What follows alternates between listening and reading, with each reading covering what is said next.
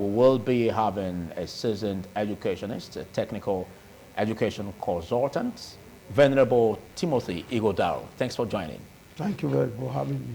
All right, let's look at skill certification in the tertiary education as regards technical. What do you see as the prospects in that direction? Technical education and training has been part of life right from the time man stepped foot on this earth. So there have been a gradual development. But you know, as man come in contact with man, there's bound to be conflict. And so laws were made to regulate human conduct. With these laws being made, human beings are to behave in a special way. But the same thing, the needs begin to arrive. We need this, we need that. These things we need, they are not in nature. So how do we now use the natural forces to produce this thing for us? That's how science came about. Science developing natural forces, looking at their in and out. How do we use them? It was studied. Chemistry came, physics came, biology came. And its application in all fields of human activity. Then now technology now came. The application of science to deliver. But we discovered that the direct application of science findings into a technical process may not work. There need to be modification. There need to be adjustment. Certain forces are there that we're not taking care of during the theory aspect. Yeah. But in the practical aspect, they emanate. And you need to take care of them so that we have devices that are suitable for human use. Okay. So, man, we need shelter. We need comfort. We need housing. We need food. All these things can be produced. But the population is growing. We cannot wait on nature. If you wait on nature, just take, for instance, in Benin, we have 2 rivers, either of Kuba River or the one on the airport road. If the fish is there, is that the one we are going to eat? All of us in the town? We will just die. So now we now have fish farming. We have snail farming. We have so many types of farming. Palm kernel, in their time, they were not being grown. They grow wide.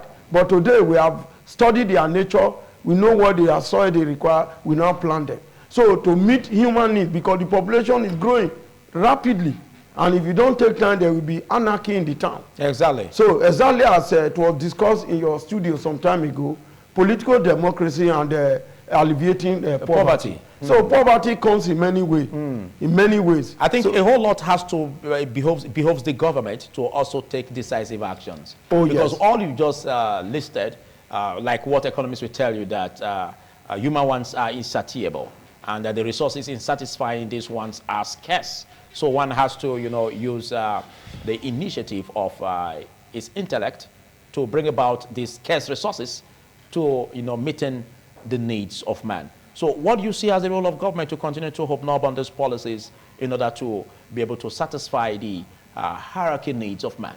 Okay. Now, in order to satisfy this, because we are going to look at it from our own perspective. Yeah. Because when Plato was asked the difference between oligarchy and democracy, he chose oligarchy over democracy. Why? Because of the triumph of the Athenian oligarchy over the Athenian democracy. So even in our language here, we say, so what we are trying to say is this. If you look at what government is doing, government need to establish more technical colleges than secondary school. Because there is nothing that is being studied in secondary school that is not being studied in the technical college. The only one I have not seen there is Islamic study and Christian religious studies. All other studies in the secondary school, they are there, but in an applied form. In applied form? In applied form. Okay, it's more practicable. Yeah, practicable. In technical schools. And that we have gone beyond the level of just being practical. We are now in the level of effectiveness, efficiency, mobility, and resourcefulness. All these constitute what we call competency in any area of this activity. Okay, but do you see government not focusing rather on improving on technical schools or giving room for people to really go after technical education? Yes, you are talking of access now. The access is very low in the sense that in the whole of those states, we have about 5 technical colleges, including that of the federal. 5. The other one at Agbede and the other one at Ronigbe, they are now dysfunctional. They were not recovered. Were allowed to fail out. But the one in Irwa was recovered, being that the woman who started it did very well by working hard to sustain that institution. But the other one, like in Igara, Afuze, Bini, they are still functioning. So there's a new one built by this administration, which we must commend them at Orion, the local government. Okay. Yes, we must commend them for that activity that this government have done. So it's a good thing. Now, when the federal government saw that there's access, it become cumbersome, they now started what we call National Skill Qualification Framework, which most people are not aware. So that you don't need to go to the university to earn the same salary with somebody who has a PhD. Because the National Skill Qualification provided for a 9 level of qualification. National Skill Qualification. National Skill Qualification Framework has a 9 level qualification. 9 level. Level 1 is a qualification. Level 2 is a qualification. Up to level 9. And if you look at the academic aspect, we have PhD as the highest. That is level 9. Okay. But the problem is that there seems to be this disparity, this challenge of not being at the same level of those who are in the university education. Yes, that is what is happening. But now, the federal government, through the executive branch, the legislative arm of the federal government have not been forthcoming, enacting a law to establish the National Skill Qualification Framework. But the Federal Executive Council have given power to the Ministry of Education, Federal Ministry of Education, through the National Board for Technical Education and the National Business and Technical Examinations Board. NAPTEP. Yeah, NAPTEP, to establish the National Skill Qualification. For your information, the National Skill Qualification from level 1 to level 6 is already in the Federal Public Service. So if you come now, I have level 5 in the National Skill Qualification, there's a level you belong to. It's already there. So what now means is that every state in the country must turn to competency qualification.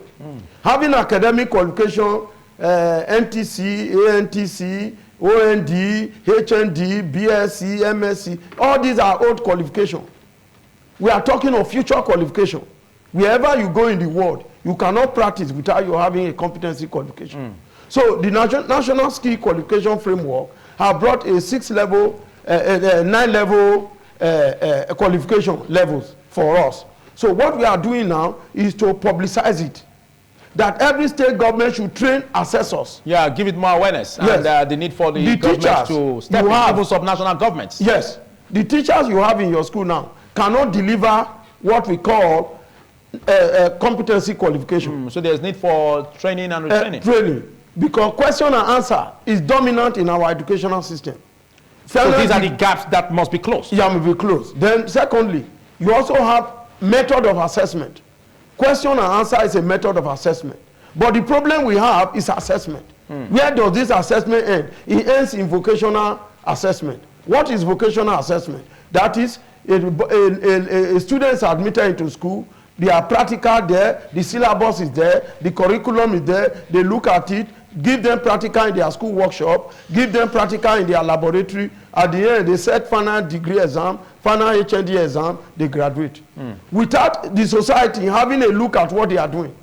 So this National Skill Qualification insists that learners should be trained and assessed in a work environment.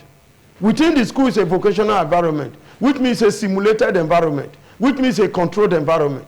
But in a work environment, assessing occupational competence in a work environment is an uncontrolled environment.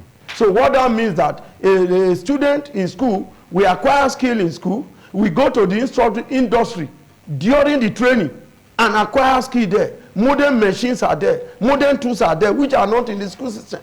So when they graduate, they are both at home in the school, they also are home in the industry. Thank you very much, Venerable Timothy Igodao, for taking our time on this conversation. Venerable Timothy Igodao is a technical education consultant, and we've been speaking on issues surrounding how to improve technical education and, of course, how to make it more accessible and the need for government to look into all of these areas. We hope that this, again, will go a long way to close the gap that we have in terms of poor skill acquisition, and also to meet up with the lapses we are having in the government and, of course, the society at large.